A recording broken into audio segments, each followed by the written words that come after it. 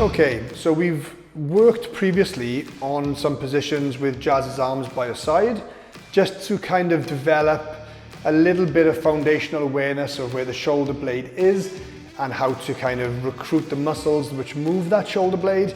And of course, that's much easier to do with the arms by your side, but that's of limited value really for you as a swimmer, because you need to be able to control your shoulder blades with your arm above your head.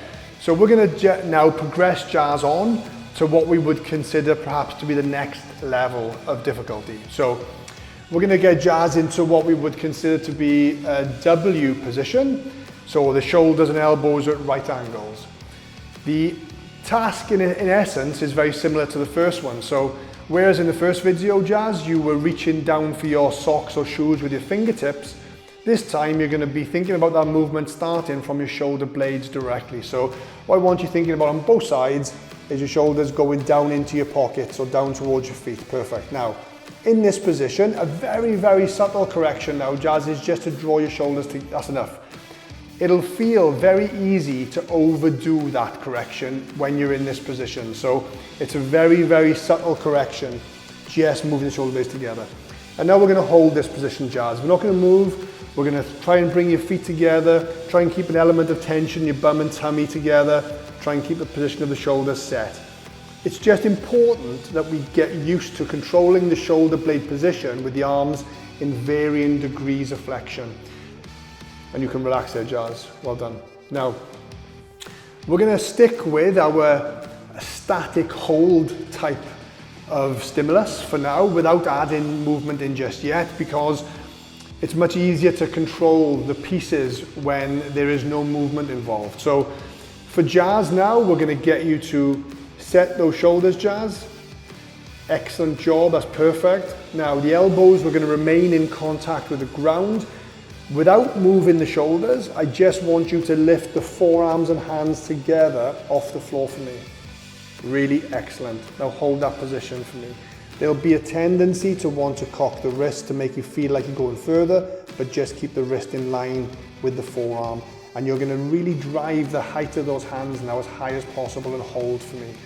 This is a much harder position to hold than any other position she's been in so far. So we're going to reduce the time expected here to 30 seconds from that minute mark. Relax down for me a moment and recover yourself.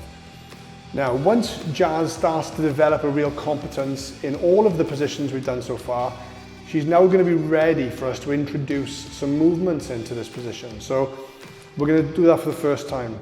So if we get you to set the shoulders again, Jaz, in the same way, that's perfect just there. Now we're going to get Jaz to lift all of the arms off the floor. And you're going to hold this position first, actually.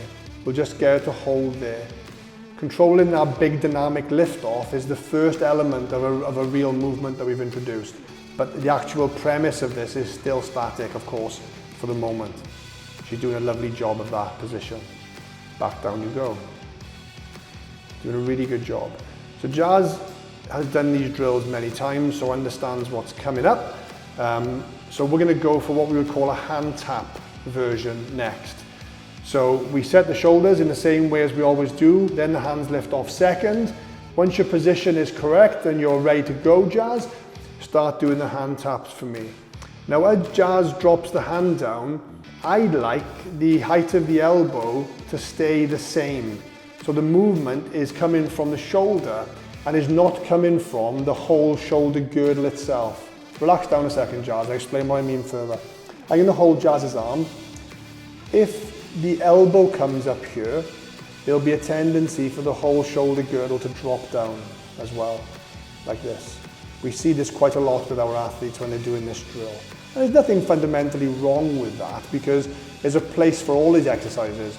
But for the purpose of what we're teaching here, we're going to get Jaz to set the shoulder and just move from the shoulder very deliberately up and down here. It's very, very deliberate, very robotic, and very kind of mechanical. And relax down.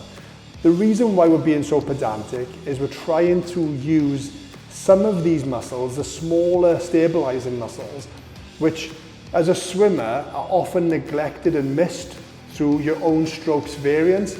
And certainly we see, even with our top end swimmers at the pinnacle of the sport, they have a lot of difficulty with some of these positions, perhaps more than you'd expect them to have. But we're talking again about stability here, so Jazz being able to keep one thing or one part of herself under control and still, while she's moving something else in a chosen, deliberate way, and did that very well.